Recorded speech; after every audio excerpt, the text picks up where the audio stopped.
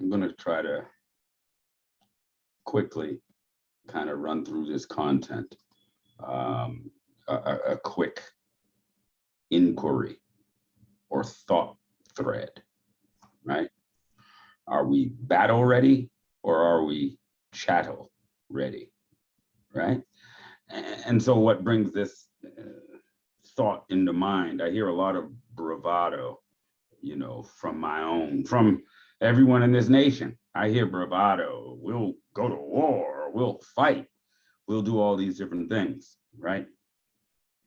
And appreciate it. I'm not diminishing anybody and what it is that they're saying that their plan is. I'm taking it for face value. If you say that you're ready to go to war, I assume that you are. And that, in my mind, would kind of place you in a position as like a general, right? And the general has to factor a few different things before any engagement, right? First, there is the potential to win or lose, right?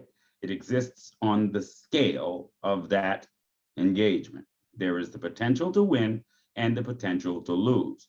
What is certain is in any engagement, there will be casualties, there will be losses, there will be the need for health care, right? To take care of those who have fought with and for you, right? So, yesterday I made a video and I posed a question. I didn't ask for an answer.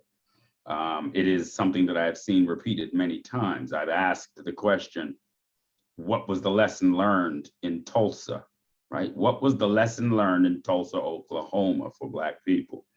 And most commonly, when you ask this question, the most revolutionary of us would come back and say, we needed an army. We needed to be able to protect or defend our things. And again, I'm not diminishing the intelligence of that. I'm not diminishing those who would come to the conclusion that what we needed in Tulsa was a military presence, the ability to defend and keep what was ours. But that's only one part of it. That's only one part of it. That's not the true answer. That is not the true answer.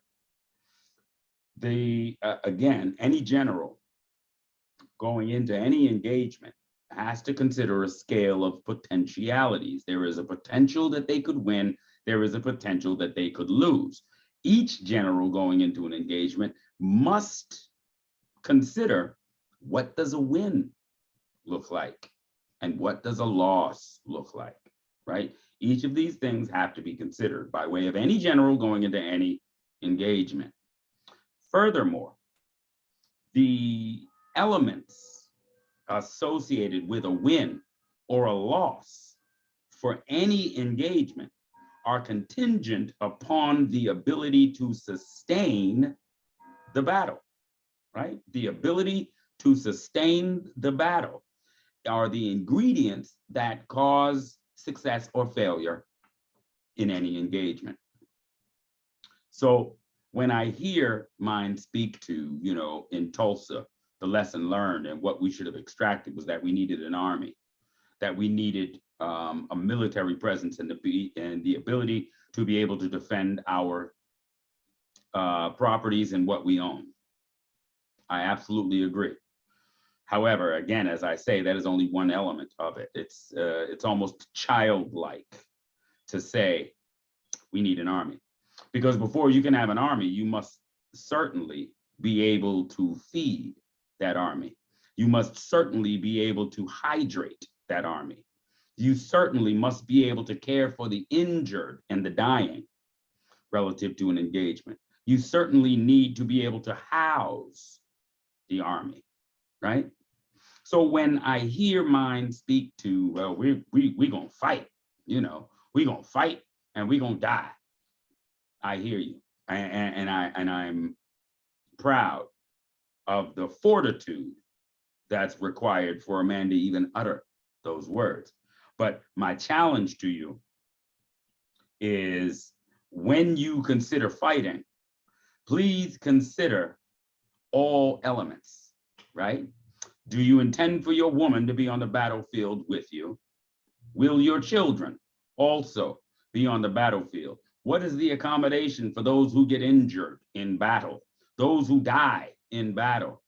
Can you sustain a battle or an engagement while counting on your opposition to provide you water? Can you engage and sustain your engagement while counting on your opposition for ammunition? Is it possible to sustain your army, your engagement, or your battle if you are counting on your opposition for utilities and healthcare and the essential needs? And so the question, battle ready or chattel ready? I suggest that we are in a position where we're mouthing battle ready, but in fact, we're only chattel ready because we have no plan to provide our own water, no plan, no comprehensive plan to provide our own food, our own healthcare, our own security. We have no plan to provide these things for us, but we're mouthing the words, we're ready for battle. You're not ready for battle. Not if your opposition controls your life or death. Your enemy doesn't need to fire a single shot if he controls your water and your food, right? He can starve you out. So battle ready versus chattel ready. Chattel ready says we're ready to accept and be taken care of.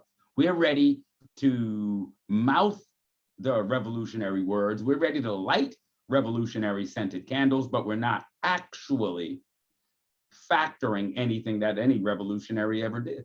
We don't do the legwork. We don't actually consider what would be needed. How could we sustain that? So the answer to the question, what was the lesson learned in Tulsa? The answer coming back as a military to protect is again almost an infantile view. Sure, you need a military, but your military needs to be able to count on you for water, needs to be able to count on you for food, needs to be able to count on its body in order to maintain itself. If it must count on the opposition, then that's no army. That's no army. You are not battle ready if you cannot address those very specific essential needs. You're chattel ready. We're not battle ready, we're chattel ready. And we're teaching our children how to be chattel, how to cope under hate, how to cope with apathy and disconnection. This is what we're teaching our children. We're not teaching them to be battle ready. We're teaching them to be chattel ready. And this is an important distinction, I think. And so I just wanted to spend just a couple seconds to drop that thought thread. Are we battle ready or are we chattel ready? And how do you change from one to the other? How do you change from chattel ready to battle ready? And again, I waste time and breath.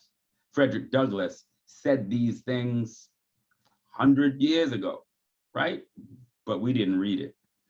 Marcus Garvey told you these things. Elijah Muhammad, Noble Drew Ali, Malcolm X, these men said these things. They told you what are those elements. So we've negated everything that those people have said to us. We've negated the teachings of our greatest minds to land on the direction and the conclusions presented to us by the colonizer, right? Which keep him strong, right? Our forward plans, our forward intention is predicated upon him always being there. So we take for granted the water, the food, the healthcare, we take for granted all those things. And then we say we're going to go do battle. Do battle for what? Somebody is already presenting or providing for you everything that you need to survive. What are you battling for? What are you complaining about? What are you complaining about? Right? If somebody else is controlling for you all of your essential needs, what more do you want? Let me bring it home a little bit. You have a child. That child is in your house. They are under your charge. You control for them their food, their clothing, their shelter, their water, their healthcare, their sanitation, their education. You control all of the essential needs for that child. Now, this is your child, right? You're going to go and enjoy life. You're going to do different things together. You're going to, right? You're going to try to impart wisdom to your child, all of these different things, right? But what happens if your child says to you, wait a minute, I've just become vegan. And the fact that you ain't buying food from my palate is unfair.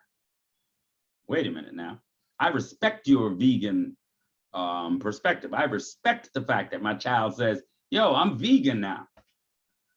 What I pause at is that child then turning to me, telling me, and you're wrong for not shopping to accommodate the change that I just made. No, you can't really do that, right? You can't really do that. So the answer will always come back, well, shop for yourself, right? That's the responsible answer there. Well, then if you become vegan or if your diet has changed, right, then you shop for yourself.